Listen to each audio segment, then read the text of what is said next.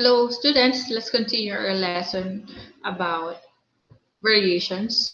So let's have our lesson about inverse variation. So in the first video, nakarugtong nito, I have explained na yung inverse variation is a kind of situation na may pagbabago sa dalawang variable na kapag lumipas yung mga sitwasyon, as one variable increases or tumataas yung isang variable, nagdi-decrease or bumababa yung isang variable na may kinalaman sa kanya. So in real life, there are different situations that show inverse relation. Inverse variation states that y varies inversely as x or y. So pag sinabing inverse, tumataas yung isa, bumababa yung isa, or bumababa yung isa, tumataas yung isa. So, ang ating formula ay y is equal to k over x. So, yan lang yung kakabisaduhin natin. So, dapat makabisado natin siya. Hindi naman siya sobrang complicated, no? So, remind ko rin kayo as a review, yung direct variation, ang formula niya ay y is equal to kx, k multiplied to x. Ito namang inverse variation, y is equal to k over x. Meron din tayong special case ng direct variation, yung tinatawag na direct square variation, yung may exponent na 2. Ang formula nun ay y is equal to kx squared. So, yun lang yung tatandaan natin kasi nakakalito kapag tatandaan nyo pa yung formula ng k, which is galing din naman yung formula ng k dito sa mga original formulas na ito. So, ang suggestion ko, yun lang yung kabisaduhin nyo. And then, i-master nyo na lang yung paano mag-derive ng formula or gumamit ng SADMEP, which is subtraction, addition, division, multiplication, exponent, and parentheses. So, mamaya explain ko kung paano yun. So, the decrease of one quantity results to the increase of the other quantity. Ano bang example nito?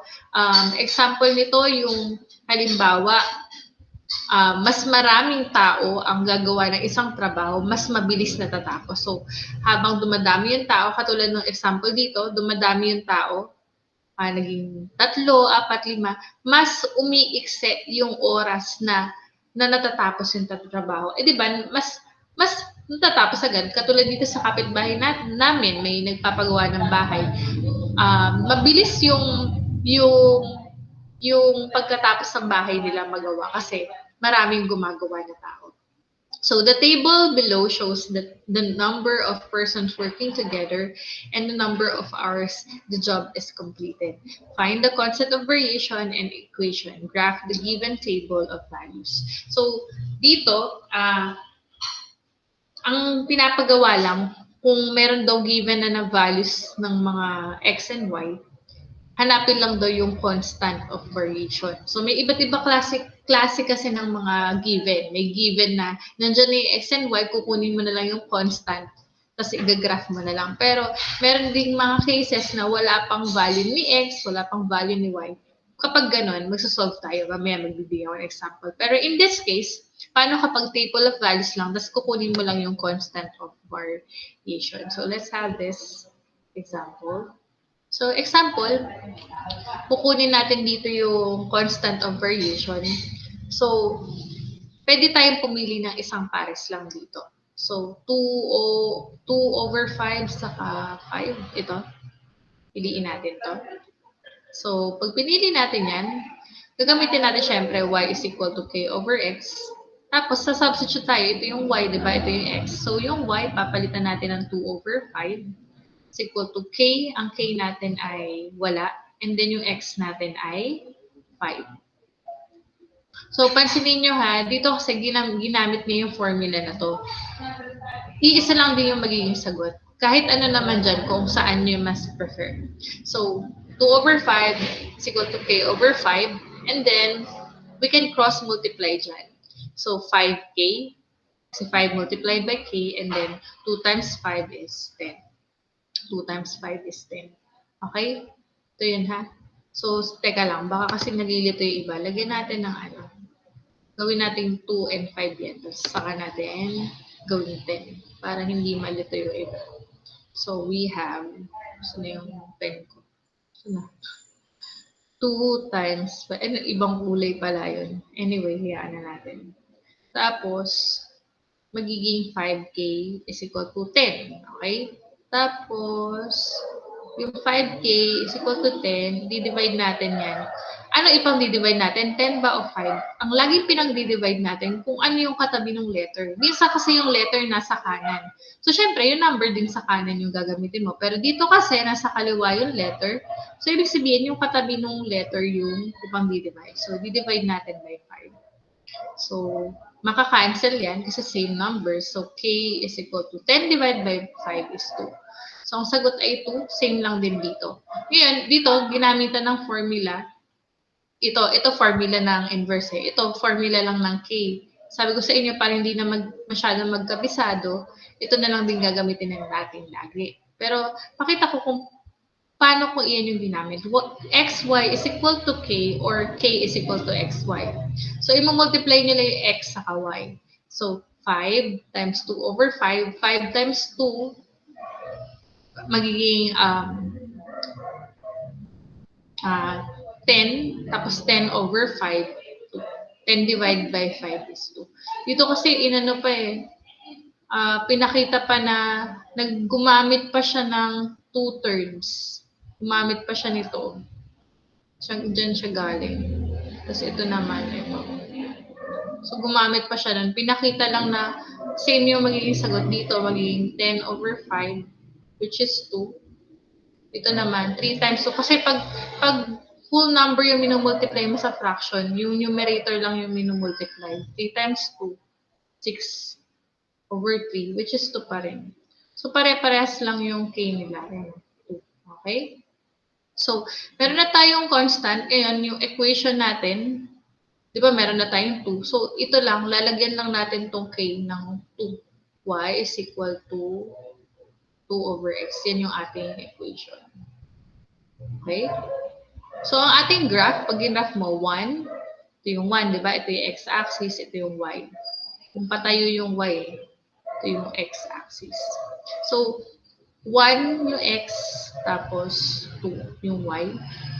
So, ito yung point natin. 2 yung x, tapos 1 yung y. 1 yung y. Ito yung 1. Tapos, 3 yung x, tapos 2/3. Pag sinabing 2/3, dalawang parte sa tatlong hati. So, kunyari, meron kang tatlong hati dito. 1, 2, 3. So, doon ka sa pangalawa. Yan, pangalawa. Kaya ayun siya. Okay? Next, 4, tapos 1/2. Pag sinabing 1/2, kalahati. So, anong kalahati nito? Itong gitna ng 1. So, hindi lalagpas ng 1. So, yan. Tapos 5. Tapos 2 over 5. So, hati ka ng 5, tapos yung pangalawa lang doon. So, banda rito lang siya. Yun. So, kung mapapansin nyo, ang graph ng isang inverse variation is a curve. Okay? So, yun yung pagkakaiba niya. Yung direct variation, ang graph niya ay isang line.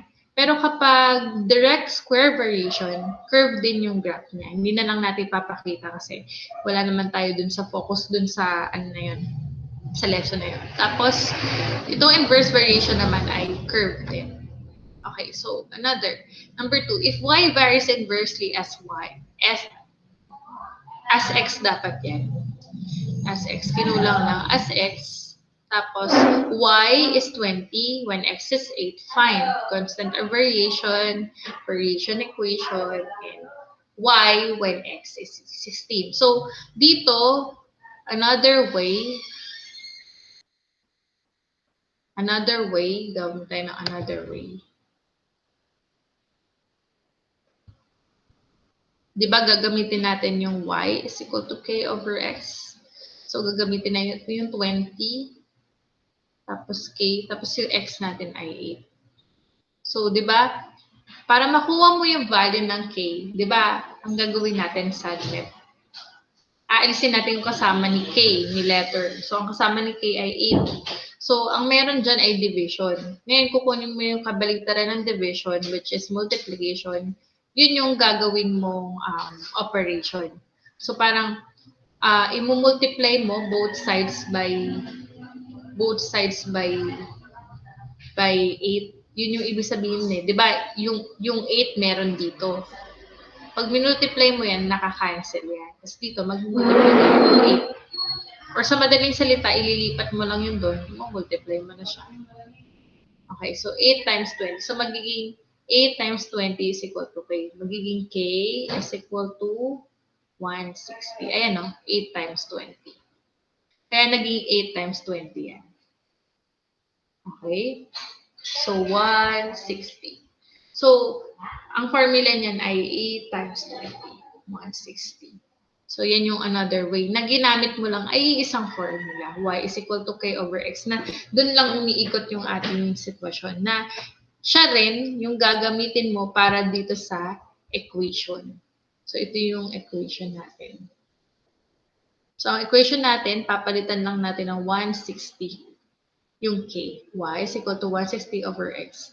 And then, ano naman daw yung Y? Y when X is 16. So, ang gagawin natin yung 160 over X. Binigay yung X.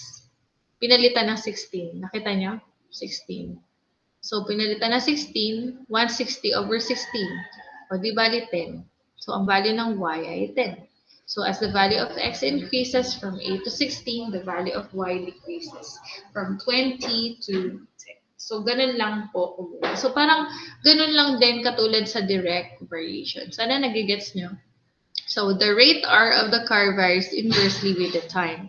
The car travels at rate of 60 km per hour per 1.5 hours. Find the rate of the car when it took 1 hour to travel the same distance d. Okay. Check ko lang kung tayo ay nagre-record pa rin. Baka hindi na nare-record. Okay, nare-record pa rin. Okay, let's continue.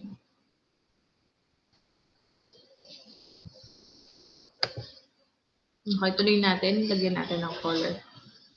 Okay, so dito, ang formula niya, di ba? Y is equal to K over X. Nagbago tayo ng letter.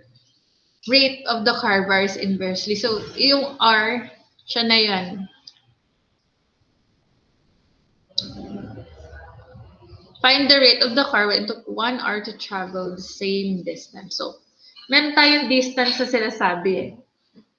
So sabi, in this case, the faster the car traveled, the shorter time it will take to cover the same distance. Hence, the constant of variation here is the distance. So, yung distance daw yung yung ating constant of variation dito. Okay? So, yun yung parang bago dun sa sitwasyon. Parang siya lang yung minumultiply para magbago yung sitwasyon. Okay, so dito, we have Y, yung R natin, R. Tapos, varies inversely, yung D natin, yun yung K. Tapos, yung time natin, yun yung X. Okay? R dt. In this case, the faster the car travel, the shorter time it will take to cover the same distance. So, itong DRT, ito ay constant. Sige, check natin kapag ito yung ginamit natin. R is equal to D over T. Papalitan natin. Ang R natin, 60. 60 yung R natin. Tapos yung D, hindi pa natin alam. Yung T ay 1.5. 1.5 yung T. So, lilipat lang natin to dito. Pwedeng ililipat lang yan, no? Kaya na-multiply yung 8 times 20. So, 60. So, ito lang yung shortcut. Pag nag-multiply ka, di ba division, magiging multiplication yung 8. Mawawala na kasi 8 dito eh. So, magiging 60 times 1.5. Pwede namang mauna or mahuli. So, magiging ganyan na lang. So, 60 times 1.5, yan o. Ganun lang din yung ginawa. So, ang sagot, D is equal to 90 kilometers. So, yun yung distance. 90 kilometers. Yun yung ating constant. Constant. Okay?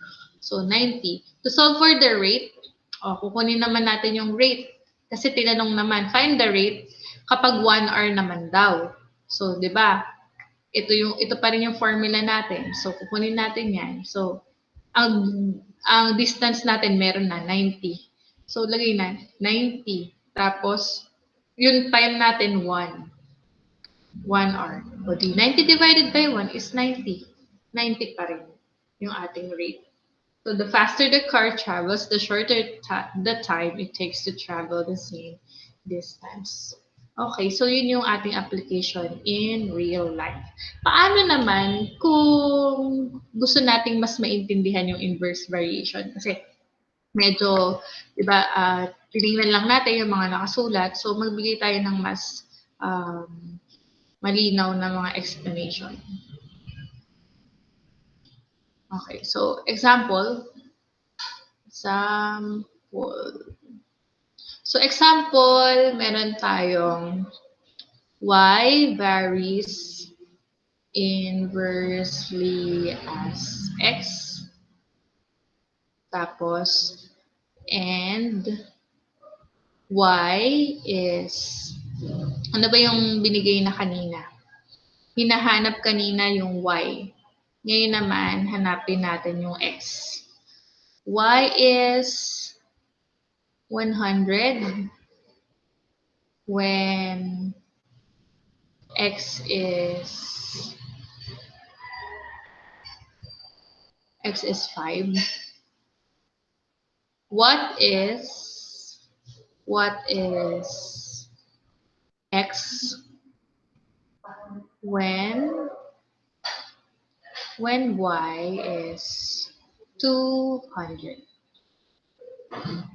Okay, what is x when y is 200? So, y varies inversely na yan. So, ibig sabihin, gagawa natin ng table. X tapos y. So, ang x natin na una ay 5. Ito yun. Tapos y, 100. Tapos, pangalawang x, hindi natin alam, yung y, 200. So, gamitan natin ang formula, y is equal to k over x. So, ang pagkakaiba lang niya sa direct, kanina magkatabi yung k and x. Pag inverse naman, inverse to, diba? Inverse. Division. Okay? So, palitan lang natin, gamit natin itong una, 5 saka 10, 100 pala. So, 100 is equal to, so hanapin muna natin yung constant, ano? So, iiwan natin yung k dyan, yung x natin ay 5. So, ililipat natin yung 5 dyan. Kasi kabaligtaran ng division, multiplication, di ba? So, ang k natin ay 500. Okay? So, meron na tayong k. Okay? Sunod, equation na tayo. Ipapalit lang natin siya sa y is equal to k over x. Magiging y is equal to 500 over x. So, meron na din tayong equation. Sunod, kukunin natin yung value ng x. So, pangalawang x. So, hindi na natin gagamitin yung unang y at unang x dito. So, gagamit tayo uli ng another. So, gagamitin natin tong equation natin na may 500 na. And then, gamitin din natin tong y na 200. 200 is equal to 500 over x. So, paano isolve yan? Nasa ilalim yung x. Kapag nasa ilalim yung x, madali lang yan. Cross multiplication yan. Ipagpalagay nyo na may denominator na 1 yung 200. All whole numbers have denominator of 1. So, lahat ng whole number may 1 na denominator. And then, i-cross multiply natin. So, cross multiply. So, 200 times x, 200x is equal to 500 times 1, 500. And then, aalisin natin, di ba, yung katabi ni x. So, ang katabi ni x ay 200. So, iaalisin natin siya. Magkamali akong sulat. Dapat 500 yan. So, 500 divide natin by 200. Ang laki, no? So, magiging cancelled na yan. X is equal to, pwede naman nating ano yan i-decimal point na lang. So, ang sagot dyan ay 2.5. Okay, so ang value ng x natin ay 2.5. Check natin. 2.5, 2.5, asan yung x? 2.5. I-divide natin ng 2.5 yung 500. Ano ang sagot? So, kailangan, ang magiging sagot niya yung y. Okay? So, yun. So, check natin. 200.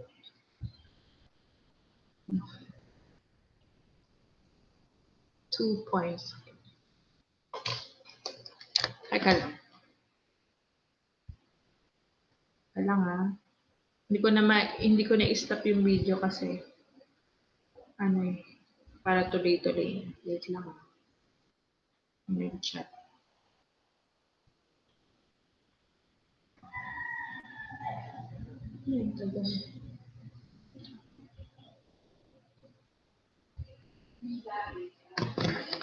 Okay. So, ilalagay natin dito, ang sagot natin dito ay 2.5. Okay. So, yun lang sa inverse. Paano naman kapag, alam na natin kapag kapag ang hinahanap ay, diba dito ang hinahanap natin x. Pag hinahanap ang y, madali lang. Dito, sa unang example natin, hinahanap yung y. Madali lang di ba? Kinuha niyo yung k. Papalitan nyo lang yung x dito sa ilalim, magiging division lang siya. 160 divided by 1610. Mas complicated kapag hinahanap yung x kasi magko-cross multiplication pa. So kung kapag y hinahanap, ganito lang gagawin, no? Tapos substitute nyo yung x sa ilalim. 160 divided by 16, 10. Ganun lang yung ginawa. Paano naman kapag yung merong equation, katulad nung doon sa una nating example. So, meron kang y, may x ka, may k ka. Tapos may equation. Kunyari, meron kang y, may x ka, may k ka, tapos equation. May equation ka. Tapos, kunyari, ang equation natin. Kunyari, yung y natin ay 50. Tapos, ang equation natin ay y is equal to, ayan. So, ang equation natin, nilalagyan natin ng mga number. Diba yan, ganyan. So, ang gawin natin, example, di ba k over x? So, kunyari, ang k natin ay 4 over x. Ganyan. So, paano natin makukuha yung x sa k? So, kunin muna natin yung x. So, gamitin natin yan, pati yung y dyan. So, y is equal to 4 over x. Yung y, 50, is equal to 4 over x. So, cross multiplication na lang ulit tayo. Lagyan natin ng 1. Di ba lahat ng whole number may denominator na 1. So, 50x is equal to 1 times 4, 4. Tapos, tatanggalin natin katabi ni x. I-divide natin, di ba? Okay, so, 50 divided by 50, yan, cancel. So, x is equal to 4 over 50. Or, pwede pa nating paliitin yan. So, pwede nating maging, 2 over 25. Ayan, 2 over 25. So, lagay natin dyan sa x yun. Tapos, yung k naman natin ay 4. Yun lang, galing lang dyan. Yan. Sige, another example. Paano naman kapag x naman yung binigay? K, tas may equation tayo. Y, x. X naman kunyari. Kunyari 3. Tapos ang equation natin ay kunyari 2 over x. Yan. So, papalitan natin, imbis na yung y ang palitan natin, so gamit natin yung equation na to, papalitan natin yung x. Ito yung papalitan natin. So, y is equal to 2 over 3. So, meron na tayong value agad ni y. Yun na yun. 2/3 kasi fraction yan eh. So, yun na yung sagot. Ganun lang yun. Minsan kasi fraction yung sagot eh. Okay. O paano kung ano, kung same lang pero iba yung values. Kunyari, ano, y, x, k. So, example 1, 2, 3. Tapos equation natin. Yeah, y is equal to 2 over x. Tapos, kunyari, ang x natin ay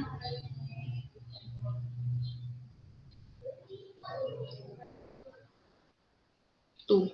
Sige, palitan natin to. Kunyari, ito ay 10. 10 yung k natin. So, ang k natin dito ay 2, di ba? Kasi galing lang dyan. So, magiging y is equal to 10 over x. Magiging, palitan natin yung x, magiging 10 over 2. 10 divided by 2 is 5. Y is equal to 5. Tapos yung k natin, galing lang dyan, kung ano yung nasa taas, 10. Kakopy lang natin. Okay. So, we're done with inverse variation. So, let's go to joint variation. Pag sinabi namang joint variation, madali lang yan. So, pag sinabing joint variation, para lang siyang direct variation, pero mas marami lang. So, pag kasi joint variation, direct variation, may x and y lang tayo. Pero dito, meron tayong z. Okay? Pwede rin mas marami pa. Pwede pa may w and more. So, if the ratio of one quantity to the product of the other two quantities is constant, they vary jointly. That is y varies jointly as x and z when y over x over z is equal to k or y is equal to kxz. So, examples natin. Meron tayong examples dito.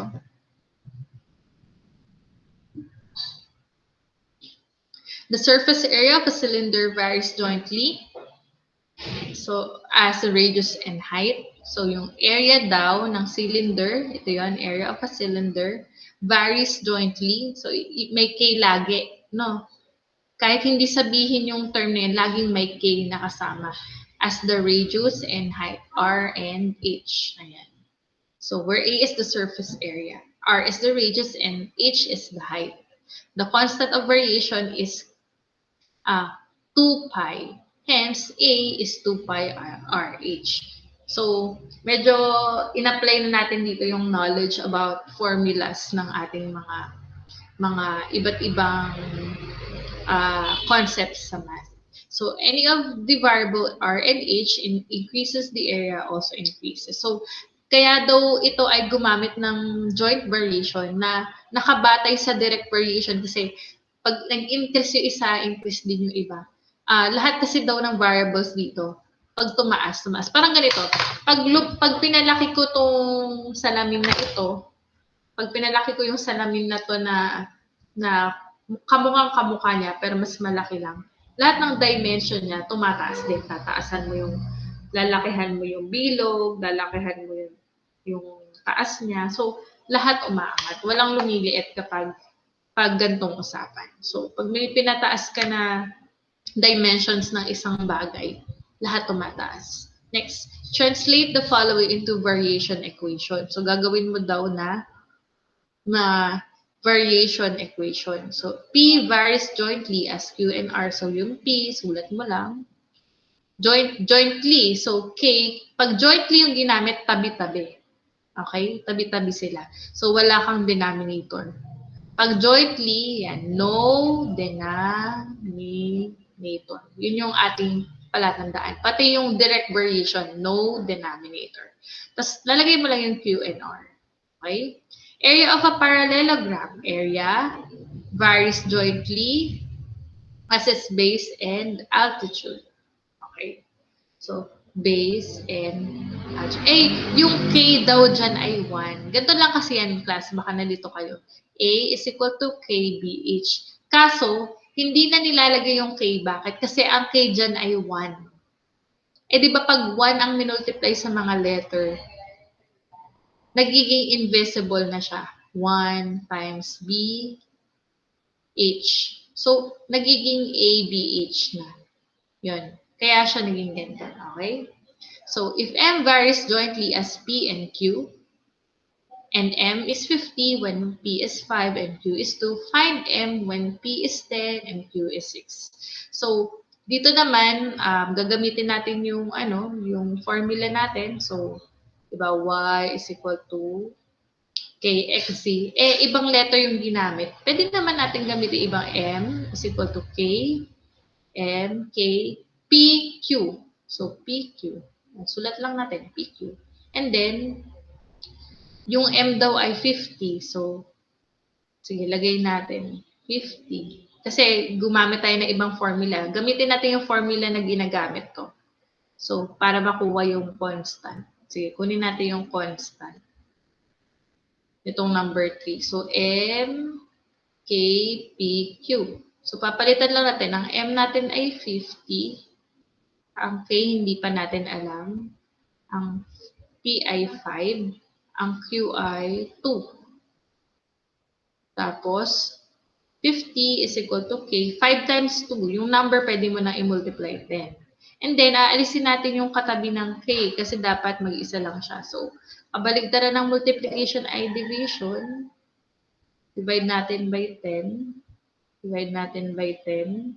Makakancel na yan.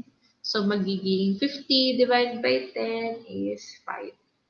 So, K is equal to 5. Ayun, 5 din naman yung ginawa dito. Gumamit lang ng ibang formula. Y is over KXC. Y, 50. Saan yung Y? Ito yung Y eh. Pero ang ibig sabihin lang nitong Y, ang Y na to ay yung M, yung X ay yung P, yung Z ay yung Q. So, ang ginamit dito ay, kung ito yung ginamit ng mga letter, magiging M over PQ. Yun lang ginamit ko. M, 50, P ay 5, Q ay 2. So, nasa sa inyo kung anong formula gusto nyo. Ito ba? Or yung ginagamit ko na laging doon na lang ako sa mismong formula and then substitute na lang ako tapos solve for the value of the variable. So, nasa sa inyo naman yun. So, yan yung ating joint variation. So, parang direct variation lang din siya eh, na ano lang, mas dumami lang. Okay? So,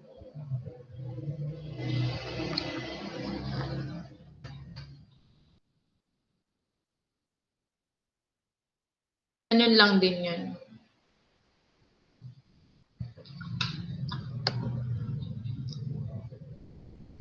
Try natin. Mag-try tayo ng example.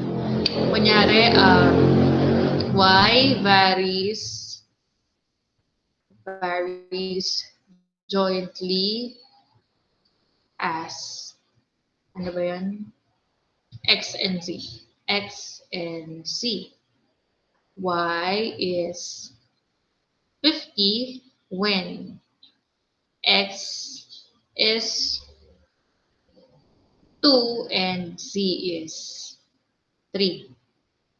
What is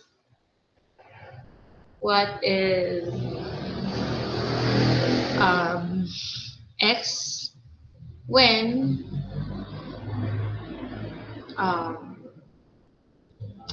Y is 100 and C is 5. Yan, hanapin yung X. So, unang gagawin, di ba, kunin muna yung formula Y is equal to KXZ. Tapos, kunin yung constant. Magsa-substitute tayo. Substitute. So, papalitan natin yan. Magiging 100. Ay, hindi. Doon pala muna tayo sa original. Galing doon.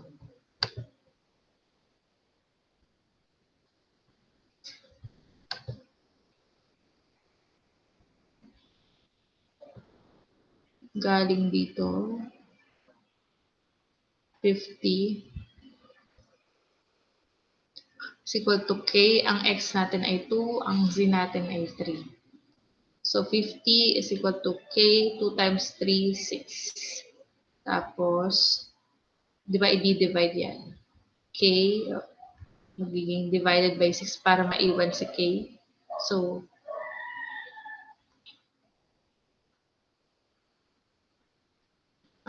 divide natin, no? 50 divided by 6. So, ilang 6 ba yung meron sa 50? So, hindi siya sakto, di ba? So, 8. 6 times 8, 48. Tapos, 50 minus 48, 2. So, 2 over 6. Or, 8 and 1/3. So, apparently, ang value ng k natin is 8 and 1/3. Or, para maging improper siya, kasi kailangan natin i-solve ng magkakasama. 8 times 3, 24, plus 1, 25. Copy natin yung 3. 25 over 3. Yun yung ating k. Medyo complicated lang yung ganitong example. Nagbigay na ako ng example na may fraction. Pero, hindi naman laging fraction. Pwedeng may times na whole number naman yung sagot. So, pag nakuha na natin yung k, ito yung k, di ba? Meron na tayong equation. So, ang equation natin, so letter B, so meron na tayong A, B. So, ang equation natin, di ba, y is equal to kxc, magiging y is equal to 25 over 3xz. Yun na yung ating k. And then, para makuha natin yung value ng x yung tinatanong eh. Ipapalit na natin dito.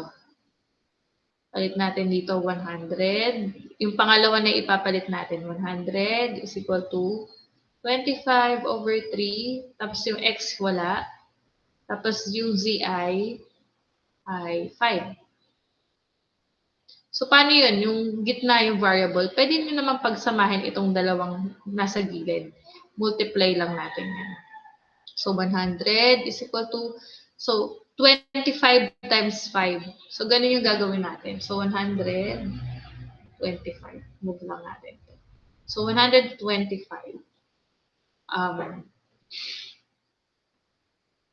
over 3. Kakopy lang natin kasi pag nagmo-multiply ng, ng fraction and whole number, sa numerator lang, 25 times 5, 125 over 3.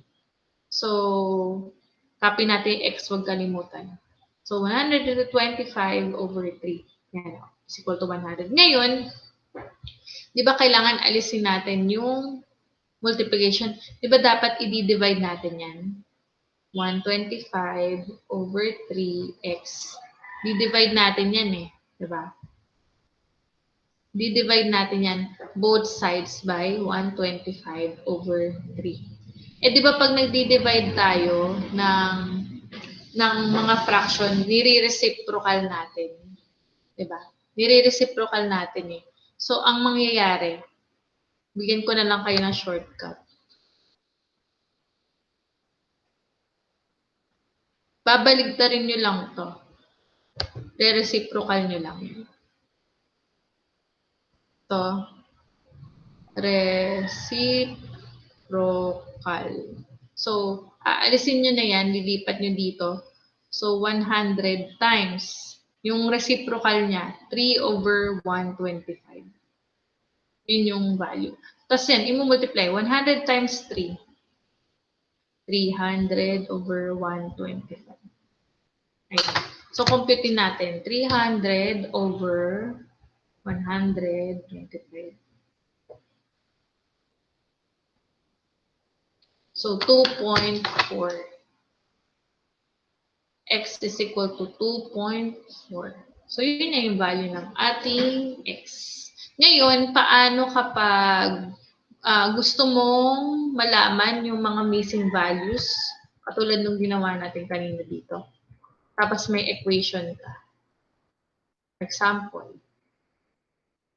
meron kang Y, meron kang X, tapos di ba meron ding meron ding Z, tapos meron ding K, tapos meron ding equation. Okay.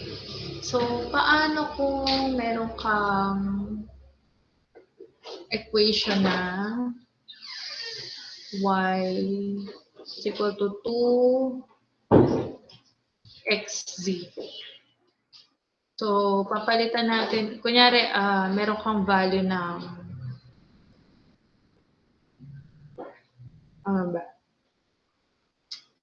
ng y. Kunyari, meron kang 60 dito. Tapos sa x, meron kang 3. Yan. So, anong gagawin? Substitute lang natin. Y is equal to 2xz. So, yung y palitan natin ng 60. 2, tapos yung x3, tapos z. So, yung z yung hahanapin natin. So, 60 is equal to 2 times 3, 6. And then, aalisin natin yung 6. So, i-divide natin para mawala siya. 60, 6z, divided by 6. Maka-cancel. So, 60 divided by 6. So, magiging 10. Ang value ng z. So, meron na tayong value ng z. Meron na. Ngayon, k naman natin, yung number na yun, ayun, yun, katabi lang nun. So, 2. 2 yung ating k. Ganun lang yung joint variation. Okay, last one. Combined variation. Pag sinabi naman combined variation, ito naman yung parang inverse variation pero mas marami kaysa sa dalawa. So, this is a variation where one quantity varies directly to other quantity and inversely to the another quantity. So, ang ating formula y is equal to kw over x. So, example natin, y varies directly. So, teka lang, palitan natin yung color. So, y varies inversely to x and directly to w. Ayan. So pag sinabing inversely, pag sinabing inversely, yun yung merong denominator. Pag directly, beside lang. Beside k. Okay? So, dito sa ating example, magiging ang formula nito ay y is equal to kw. Ayun, kw. Ayun, katabi ng k yung w. Eh. Ito yun. Tapos, over x. Y varies inversely to x. Okay? So, hinahanap natin yung w. Ngayon, paano natin gagawin yun? So, kailangan makuha muna natin yung value ng k. So, dito ang ginamit na formula ng k kasi ay iba na. No? So, ang gawin natin, gamitin natin tong ating y is equal to kw. So, kunin natin yung constant using y is equal to kw over x. So, y is equal to 12. K, tapos yung w natin ay 8. Ang x natin ay 4. So, paano yan sinosolve? Ayan. So, gamitan uli natin yung SADMAP. Marami-rami na sila. SADMAP. Anong munang-una nakikita nyo na kasama ni K? So, ang ginagamitan natin yung SADMAP, yung may mga katabi na letter, yung mga number na katabi ng letter. So, ang unang gagamitin natin yan ay yung division. So, yung division muna. So, division magiging multiplication, di ba? Division, ang kabaligtaran niya, multiplication. So, 12 times 4 is equal to 8 times k. 8k na kasi nilalagay sa harap yung number 8k. Ngayon, 12 times 4, 48 is equal to 8k. Gamitan uli natin ng SADMAP. Anong meron sa tabi ni letter? Multiplication. So, ang kabaligtaran niya ay division. So, di-divide natin both sides by 8. So, magiging canceled na yan. So, 48 divided by 8 ay 6. Okay, kaya nakuha yung 6 dito. Okay? Solve naman natin. Pagkatapos natin makuha yung 6, gagamitin na natin yung equation. Ang equation natin, papalitan lang natin yung k dito. No 6y is equal to 6w over x. So, ito yun. So, palitan natin yung meron na tayong nakuha. Ano bang meron na tayong value? Find w when y is 24 and x is 2. So, meron na tayong y. Ito yun, 24. Tapos yung 2, yung x. Parang nagkamali ng sulat dito. 24 tapos 3. Bakit ganun? Pero ang given dito ay 2. 6 divided by 3.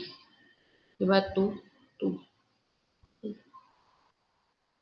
So dapat 3 to.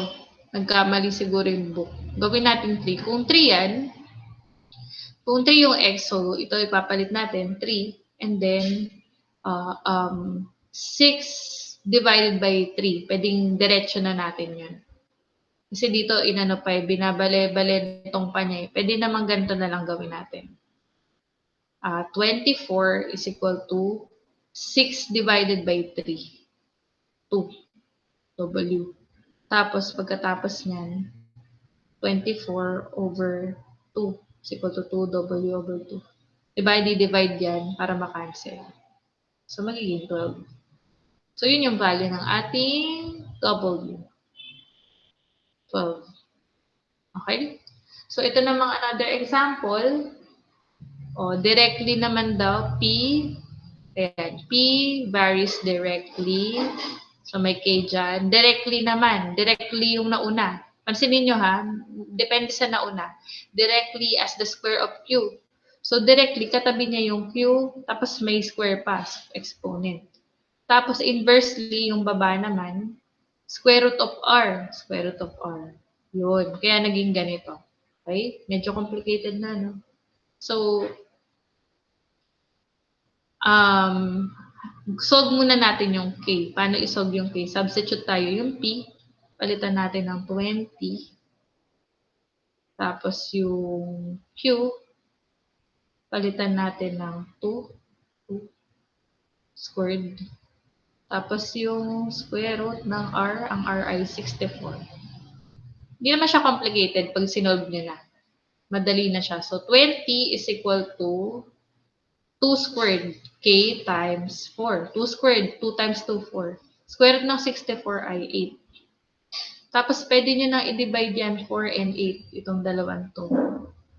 So, magiging, hindi pala i-divide, parang isi-simplify pala yan. So, magiging 20 is equal to K 1 half. Diba? 1 half yan eh. So, dahil may 2 siya dyan, pag nilipat mo dyan, 2 times 20 yan. 2 times 20. Kaya naging 40. Ayan na, 40 yung K. Yan. So, same lang, diba? Kasi 1 na lang yung katabi ng K eh. Okay, 2 times 20 is 40. Pagkakuha ng 40, substitute natin yun. Substitute natin yun dun sa ito. So, di ba, magiging ano na eh, ang equation na natin dyan ay, equation ay P is equal to 40Q squared over square root of R. So, papalitan natin yung Q ng bagong value, yung 8. Tapos yung R, 144. 8, tapos 144. Ang square ng 144 ay 12. Ang 8 raised to 2. 8 times 8, 64. 64 times 40 ay 640 divided by 3. Yun naman yung value ng 640 divided by 3. Yan naman yung ating value ng ating P. Yan yung ating P. Tingnan natin anong value. 640 divided by 3. 213.33. 213.33. Yan, ang ating sagot. Okay. So, ayusin ko lang to. Hindi siya mukhang R. Ay, ano ba yun? Ayusin na natin. Burahin natin. Square root of R.